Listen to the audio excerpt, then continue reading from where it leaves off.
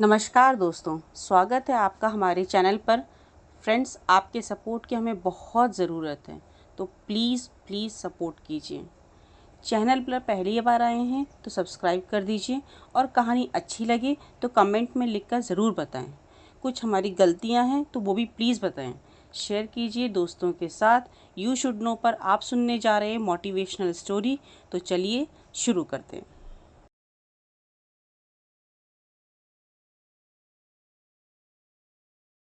दोस्तों, बहुत समय पहले की बात है। किसी नगरी में एक युवक रहा करता था। वह युवक बहुत ही शर्मीला था।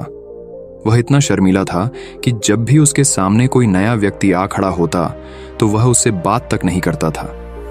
यहां तक कि जिन्हें वह जानता था, पहचानता था, उनसे भी बात करने में उसे बहुत शर्माया करता था।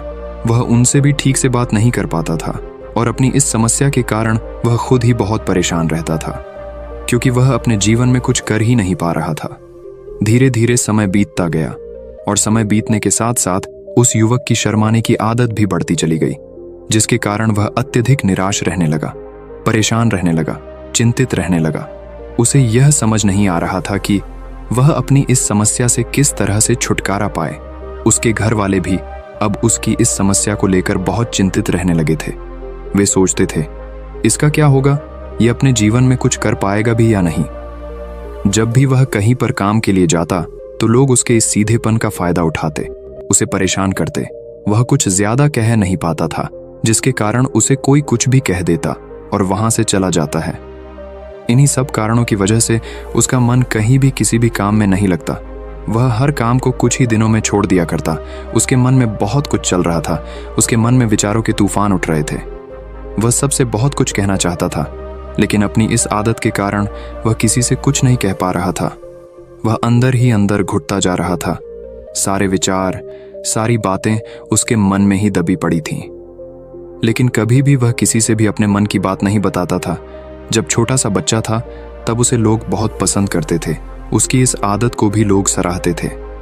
लेकिन इसी आदत की वजह से जब वह बड़ा हो गया, युवा हो गया, तो इसी आदत के कारण उसे अपना जीवन जीने में भी अत्यधिक परेशानियां उठानी पड़ रही थीं और वह युवक भी अपनी इस गलती के कारण बहुत परेशान रहता।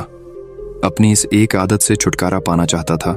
वह चाहता था कि वह लोगों से अपने मन की बात खुलकर कह पाए। जो कुछ करना चाहता है, जो कुछ कहना चाहता है, वह सबसे वह खुलकर कह सके, कर सके।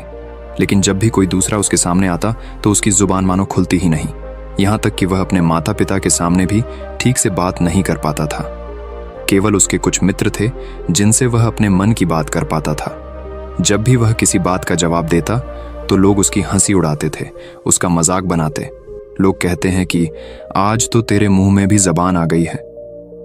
यह समस्या दिन ब दिन बढ़ती चली जा रही थी और इस समस्या के कारण अब उसके पिता भी अत्यधिक चिंतित रहने लगे थे।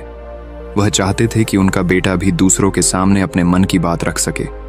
लेकिन एक दिन जब अपने उस बेटे को दूसरों के सामने शर्मिंदा होता हुआ देख रहे थे, तभी उन्हें बहुत क्रोध आया और वह अपने बेटे को खरी खोटी सुनाने लगे।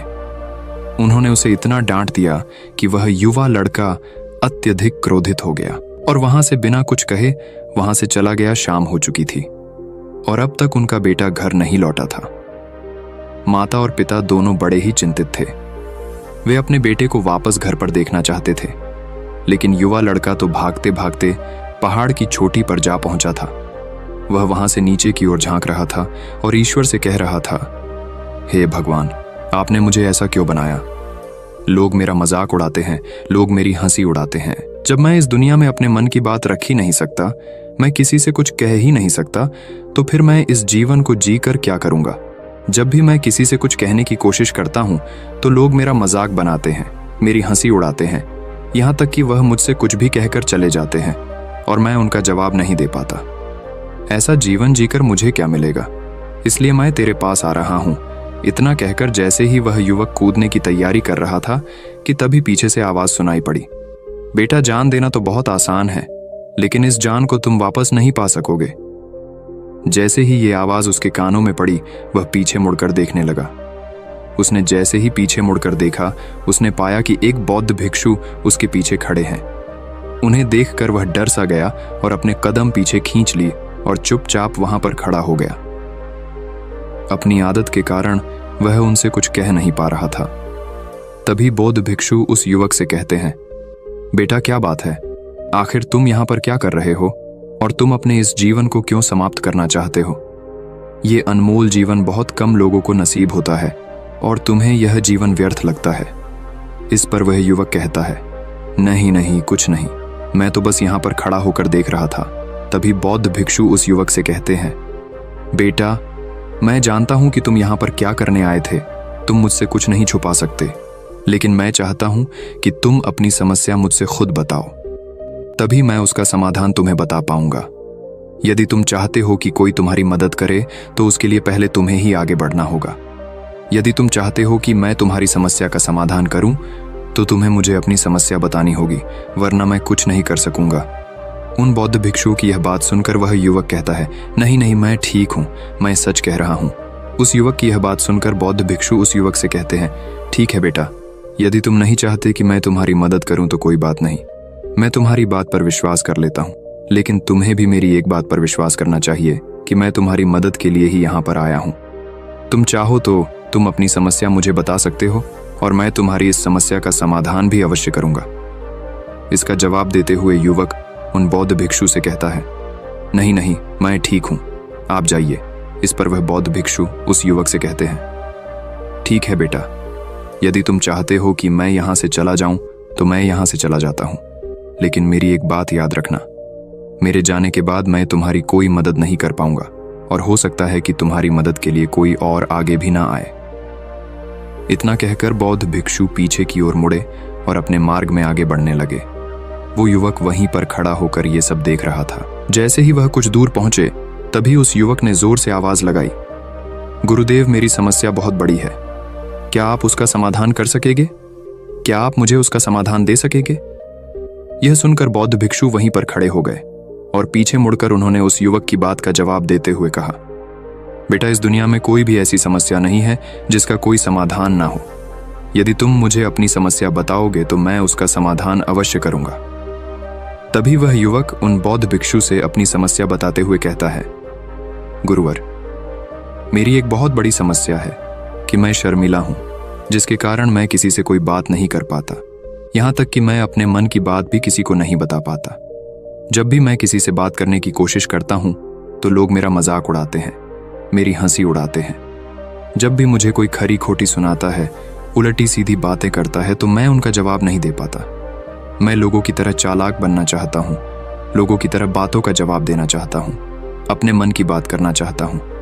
मैं इस दुनिया के साथ कदम से कदम मिलाकर आगे बढ़ना चाहता हूँ। क्या इसका कोई समाधान है? उन बौद्ध भिक्षु ने उस युवक की सारी बातें ध्यानपूर्वक सुनी और फिर जवाब देते हुए कहते हैं, बेटा, जरूरत से ज्यादा शर्मीला होना, इसका अर्थ यह है कि तुम्हारे अंदर कोई डर है जिसे तुम पहचान नहीं पा रहे हो, जिसका कारण उसका समाधान करने में भी असमर्थ है। शर्म करना अलग बात है और डरना अलग। जब हमारे भीतर डर होता है तब हम कहीं भी किसी से भी कोई भी बात नहीं कर सकते। हमें चारों तरफ केवल डर ही नजर आता है और हम हर जगह से डरते ही रहते हैं। लेकिन इसे शर्माना नहीं कहते। शर्म तो बस एक हद तक तुम्हें चुप रख सकता है। फिर वह बौद्ध भिक्षु उस युवक से कहते हैं, बेटा, तुम सबसे अधिक किससे शर्माते हो? युवक इसका जवाब देते हुए कहता है, गुरुवर, मुझे अपने पिता से बात करने में बहुत शर्म आती है, मैं उनके सामने कुछ बोल ही नहीं पाता। तभी वह बौद्ध भिक्षु उस युवक से कहते हैं, अच्छा, तो ये बताओ, जब तुम अपने पिता से बात कर रहे होते हो या फिर बात करने का प्रयास करते हो तो तुम्हारे मन में कैसे ख्याल आते हैं? युवक इसका जवाब देते हुए कहता है, गुरुवर, जब भी मैं अपने पिता से बात करने का प्रयास करता हूँ तो मुझे ऐसा लगता है कि मानो मेरे पिता अभी मुझे डांट देंगे, मुझ पर क्रोध करेंगे, मुझसे नाराज हो जाएंगे और कहीं ना कहीं मुझे ये भी लगता है कि मैं कुछ गलत बात ही करूंगा। यहाँ तक कि मेरे मन में ऐसे भी ख्याल आते हैं कि शायद मेरे पिता मुझसे प्यार ही नहीं करते। परंतु गुरुवर, आप कहते हैं कि शर्म अलग है और डरना अलग बात है, तो क्या कोई ऐसा उपाय है जिससे मुझे डर ही ना हो? क्या कोई ऐसा रास्ता है जिससे मेरे अंदर का ये डर पूरी तरह से समाप्त हो जाए? कृपा करके मुझे इस समस्या का समाधान बताइए। मुझे अपने इस डर से बाहर निकलना है। मुझे लोगों की तरह अपने इस जीवन को खुलकर जीना है। उस युवक की यह सारी बातें सुनकर बौद्ध भिक्षु उस युवक से कहते हैं, जाओ और अपने पिता से कहो कि मुझे कुछ काम करना है और उसके लिए मुझे आपसे कुछ धन चाहिए। यदि तुम उनसे धन मांगने में कामयाब हो गए तो मैं तुम्हें तुम्हारी समस्या का समाधान अवश्य बताऊंगा। वह युवक काफी घबरा गया। उसने उन गुरुवर से कहा, हे गुरुवर, मुझे यह कार्य न दीजिए, मैं उनसे कुछ नहीं कह पाता। उनके सामने तो मेरी बोलती तक बंद हो जाती है। मैं उनसे धन भला कैसे मांगूंगा। ये बात सुनकर बौद्ध भिक्षु उस युवक से कहते हैं, तब तो तुम्हारी समस्या का कोई भी समाधान नहीं है और ना ही तुम कभी भी अपने जीवन को खुलकर जी पाओगे। ये बात सुनकर युवक उन भिक्षुओं से कहता है, गुरुवर्ग, ऐसा ना कहे, कृपा करके मुझे कोई और कार्य बताइए, कोई ऐसा कार्य जिससे मेरे अंदर का डर पूरी तरह से समाप्त हो जाए। कोई ऐसा समाधान बताइए। इसका जवाब देते हुए वह बौद्ध भिक्षु उस युवक से कहते हैं, बेटा, यदि तुम्हें अपने अंदर के डर को समाप्त करना है तो पहले तुम्हें मेरा यह कार्य करना होगा जो मैंने तुम्हें कहा है। वह युवक घबराकर काफी देर सोच विचार करने के बाद पुन गुरुवर से कहता है, ठीक है, यदि आप चाहते हैं कि मैं इस कार्य को करूं तो मैं इसे करने का पूरा प्रयास करूंगा। इतना कहकर वह युवक अपने घर लौट जाता है। उसे देखकर उसके माता पिता बहुत खुश हो जाते हैं और वह युवक अपने पिता से डरते डरते कहता है, पिताजी, मुझे आपसे कुछ बात कहनी है। इस पर उसके पिता कहते हैं, बोलो क्या बात है। युवक आगे कहता है, पिताजी, मैं कुछ काम करना चाहता हूं और उसके लिए मुझे आपसे कुछ धन चाहिए। क्या आप मुझे कुछ धन दे सकते हैं? इतना सुनकर उस युवक के पिता ने उसकी ओर ध्यान से देखा। काफी देर देखने के बाद वह खुशी से झूम उठे और तुरंत ही उन्होंने कुछ धन अपने पुत्र के हाथों पर रख दिया और कहने लगे, बेटा, इतना धन काफी है कि तुम्हें और चाहिए। इसके जवाब में वह युवक अपने पिता से कहता है, नहीं नहीं पिताजी, इतना काफी है, मैं इतने से काम चला लूंगा। वह युवक को उस धन को लेकर तुरंत दौड़ा दौड़ा उन बौद्ध भिक्षु के पास लौटा और जो धन उसने अपने हाथों में ले रखा था उसे दिखाते हुए वह कहता है, गुरुवर, जैसा आपने कहा था मैं धन लेकर आपके पास आ चुका हूं। मैंने अपने पिता से धन मांग लिया है। अब मुझे आप मेरी समस्या का समाधान बताओ। तभी बौद्ध भिक्षु उस युवक से कहते हैं, अरे इतनी जल्दी क्या है, अभी तो तुम्हें मेरे लिए एक और काम करना है, तभी मैं तुम्हें तुम्हारी समस्या का समाधान अवश्य बताऊंगा। और यदि तुम मेरे लिए इस कार्य को पूरा नहीं कर सके तो मैं तुम्हें कभी भी तुम्हारी समस्या का समाधान नहीं बताने वाला। तभी वह युवक उन बौद्ध भिक्षुओं से कहता है, हे गुरुवर, अभी तो मैंने आपके लिए एक काम किया है, अभी आप मुझे एक और काम करने के लिए कह रहे हैं। तभी बौद्ध भिक्षु उस युवक से कहते हैं, हाँ, तुम्हें मेरे लिए एक और काम करना ही होगा। वह युवक एक बार फिर से काफी देर सोच विचार कर उन बौद्ध भिक्षु से कहता है, अच्छा ठीक है, बताइए अब मुझे क्या करना है। इसके जवाब में बौद्ध भिक्षु उस युवक से कहते हैं, जाओ और यह धन जो तुमने अपने पिता से मांग कर लाया है, इस धन को वापस अपने पिता को लौटा दो और साथ साथ ये भी कहना कि पिताजी, मैं अभी काम नहीं करना चाहता हूं, लेकिन जब समय आएगा तो मैं आपसे यह धन वापस ले लूंगा और उससे अपना काम पूरा करूंगा। यह बात सुनकर युवक एक बार फिर से ऊपर से नीचे तक पूरी तरह से कांप गया और कहने लगा, गुरुवर, आप मुझे कोई और काम सौंप दीजिए, मैं उसे जरूर करूंगा। लेकिन अब यदि मैं धन लेकर उनके पास वापस गया तो वह क्या सोचेंगे मेरे बारे में? मैं तो शर्मिंदा हो जाऊंगा उनके सामने। इसलिए गुरुवर, कृपया करके मुझे कोई और काम दे। तभी बौद्ध भिक्षु उस युवक से कहते हैं, बेटा, जो काम मैंने तुम्हें सौंपा है तुम्हें उसी कार्य को पूरा करना होगा, अन्यथा तुम्हारी समस्या का समाधान मैं तुम्हें नहीं बताने वाला। काफी देर सोच विचार करने के बाद वह उन बौद्ध भिक्षु से कहता है, ठीक है गुरुवर, मैं वापस जाता हूं और ये धन लौटाकर मैं अब भी आता। वह तुरंत दौड़ा अपने पिता के पास वापस लौटा और उसने अपने पिता से कहा, पिताजी, मैं यह धन अभी नहीं लेना चाहता, अभी ये धन आप मुझसे वापस ले लीजिए। जब मुझे कोई काम पड़ेगा तो मैं आपसे ये धन वापस ले लूंगा। उसके पिता ने उस युवक की तरफ घूर घूर कर काफी देर तक देखा और फिर मुस्कुराते हुए कहने लगे, बेटा, मैं समझता हूं कि किसी भी काम को शुरू करने से पहले हमें उसके बारे में जानकारी इकट्ठा करनी चाहिए। उसके बारे में समझना जरूरी है।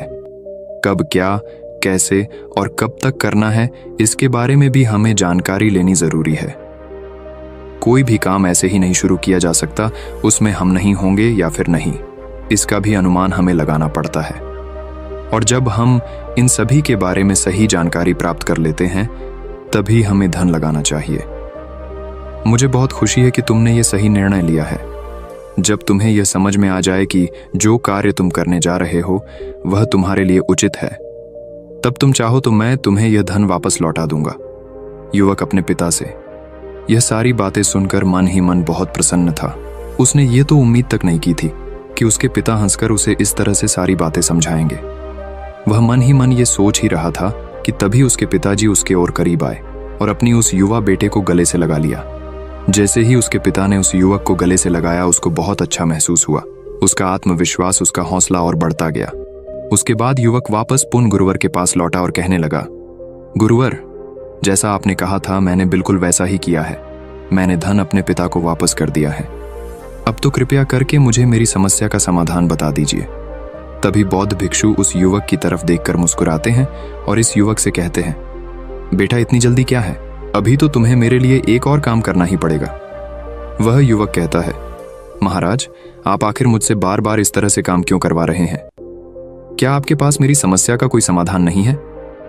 कहीं आप मुझे बेवकूफ तो नहीं बना रहे? जिस तरह से लोग मुझे बेवकूफ बनाते हैं, क्या आप भी मेरे साथ वही तो नहीं कर रहे? आपने कहा जाओ अपने पिता से पैसे मांग कर लाओ, मैंने पैसे मांग कर लाए आपने, फिर कहा जाओ ये पैसे अपने पिता को लौटा कर आओ, मैंने आपके कहे अनुसार बिल्कुल वैसा ही किया। और अब आप कह रहे हैं कि मैं आपके लिए एक और काम करूं? नहीं, ये मुझसे नहीं होगा। तभी बौद्ध भिक्षु उस युवक की तरफ देखकर मुस्कुराते हैं और कहते हैं, बेटा बस ये आखिरी काम है और यह बहुत सरल भी है। तुम जैसे ही इस कार्य को पूरा करोगे, मैं तुम्हें वचन देता हूं कि मैं तुम्हारी समस्या का समाधान तुम्हें अवश्य बताऊंगा। इस पर वह युवक फिर से एक बार सोच विचार करता है और उन बौद्ध भिक्षु से कहता है, ठीक है, लेकिन ये आखिरी काम जो मैं आपके लिए करूंगा, बताइए मुझे क्या करना है। तभी बौद्ध भिक्षु एक मूर्ति निकालकर उस युवक के हाथ में थमा देते हैं। वह मूर्ति देखने में बहुत ही साधारण सी थी, लेकिन वह बौद्ध भिक्षु उस युवक से कहते हैं, बेटा तुम्हें इसे बाजार में ले जाना है, इसे बेचना है और इसके बदले में तुम्हें 100 सोने के सिक्के लेकर आने हैं। जब तुम यह करने में सफल हो जाओगे, तभी मैं तुम्हें तुम्हारी समस्या का समाधान तुम्हें बता पाऊंगा। वह युवक उस मूर्ति को अपने हाथ में लेकर बड़े ही गौर से देखता है और उन बौद्ध भिक्षुओं से कहता है, हे गुरुवर, ये तो बड़ी ही साधारण सी मूर्ति लग रही है, मानो मिट्टी की बनाई गई। इसके लिए भला 100 सोने के सिक्के मुझे कौन देगा? कहीं आपका माथा फिर तो नहीं गया है? इसके 1 या 2 सोने के सिक्के मिल जाए वही बहुत है, लेकिन इसके लिए 100 सोने के सिक्के कोई नहीं देगा। तभी बौद्ध भिक्षु उस युवक से कहते हैं, बेटा मैंने जो तुम्हें काम सौंपा है, यदि तुम उसे पूरा करोगे तभी तुम्हें तुम्हारी समस्या का समाधान मिल पाएगा, अन्यथा तुम चाहो तो अपने घर लौट सकते हो, फिर से वही अपने पुराने जीवन में जहां लोग तुम्हारा मजाक बनाते हैं, लोग तुम्हें डराते हैं, सताते। मैं तुम्हें यहाँ अपने डर को निकालने में तुम्हारी मदद कर रहा हूँ। तुम मेरे यहाँ काम करके अपने डर को धीरे धीरे भगा पाओगे। मेरे इस काम को पूरा कर दो, तुम्हें सब समझ आ जाएगा। वह युवक उन बौद्ध भिक्षुओं की बात सुनकर मन ही मन ये विचार करता है कि मुझे तो मेरी समस्या का समाधान किसी भी हालत में चाहिए, जिस कारण वह उस मूर्ति को उठाकर बाजार की ओर चल पड़ता है।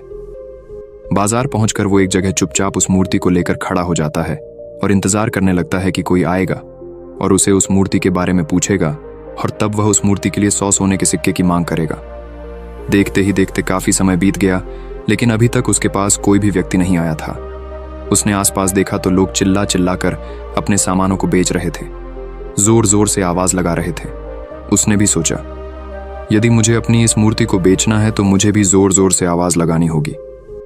उस युवक ने चिल्लाना शुरू किया, लेकिन वह इतनी जोर से नहीं चिल्ला रहा था, उसकी आवाज उसे खुद तक सुनाई नहीं पड़ रही थी। तो भला उसकी आवाज को दूसरे कैसे सुनते, जिस कारण उसे कोई भी व्यक्ति खरीदने के लिए तैयार नहीं था। धीरे धीरे शाम का समय हो चुका था और उस व्यक्ति को यह डर था कि कहीं वह बौद्ध भिक्षु वहां से कहीं चला ना जाए, अन्यथा उसे उसकी समस्या का समाधान कौन देगा।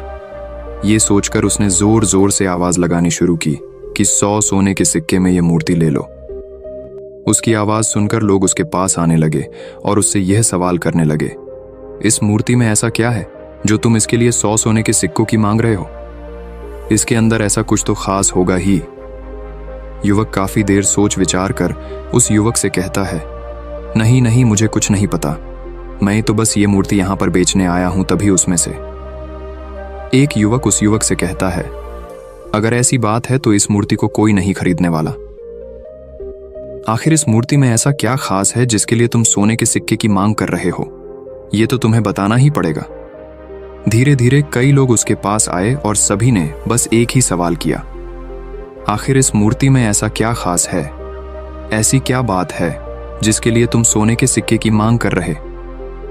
उस युवक ने उससे बातचीत की, उन्हें समझाने की कोशिश की, कई प्रयत्न किए, लेकिन कोई भी उस मूर्ति को सोने के सिक्के देकर खरीदने के लिए तैयार नहीं था।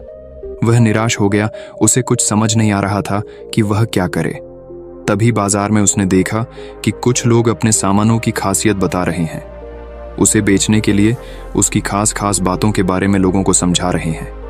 ये देखकर उसने भी सोचा कि मुझे भी इस मूर्ति की कुछ खासियत लोगों को बतानी है। उसने फिर एक बार जोर जोर से आवाज लगानी शुरू की, समस्या का समाधान निकालने वाली मेरी गुरु की इकलौती मूर्ति, जो इस दुनिया में केवल एक ही है, जिसके पास भी यह मूर्ति होगी उसके घर में कोई समस्या नहीं होगी।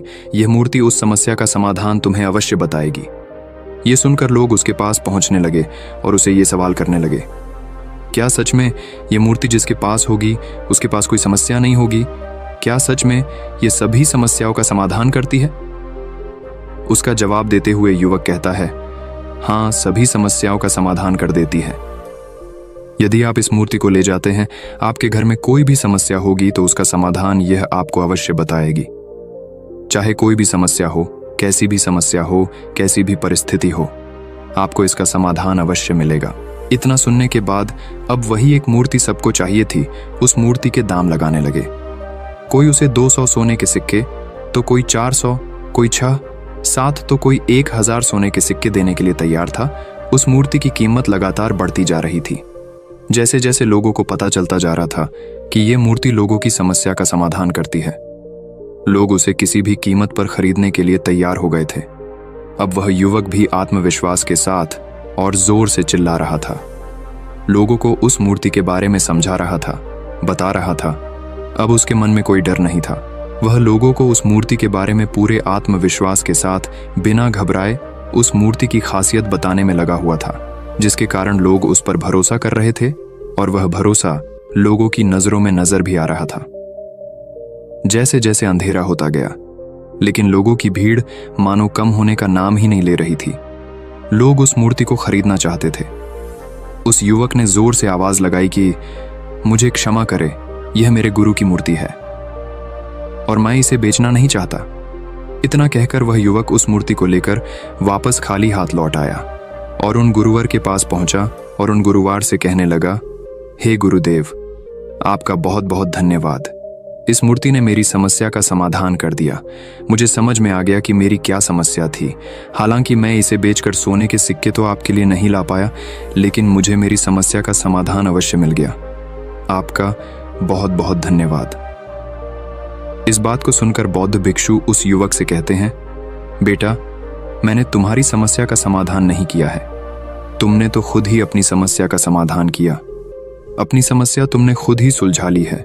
तुम्हारे मन में हजारों सवाल थे, मैं ये करूंगा तो लोग मेरे बारे में क्या सोचेंगे, यदि मैं अपना मुंह खोलूंगा तो लोग मेरे पर हंसेंगे, यदि मैंने मुंह खोला तो मैं कुछ गलत ही करूंगा। ऐसे कई सारे विचार तुम्हारे मन में थे, ऐसे कई सारे डर तुमने अपने मन में पाल रखे थे। लेकिन जब इस मूर्ति के बेचने के दौरान तुमने उन हजारों लोगों का सामना किया, उनके सामने खुलकर अपनी बात रखी, उनके सामने खुलकर वह कहा जो तुम्हें कहना था, तो तुम्हारे मन का डर खुद खुद समाप्त हो गया। जिसे तुम शर्मा ना कहते थे, वो अपने आप ही तुम्हारे भीतर से कहीं गायब हो गया। युवक अपने गुरु की यह बात सुनकर अपने गुरुवार से कहता है, गुरुवर, आप सही कहते हैं। आपने आज मेरे मन में वो विश्वास जगा दिया है जिसे मैं अब अपने जीवन में कुछ भी हासिल कर सकता हूं। आपका बहुत बहुत धन्यवाद।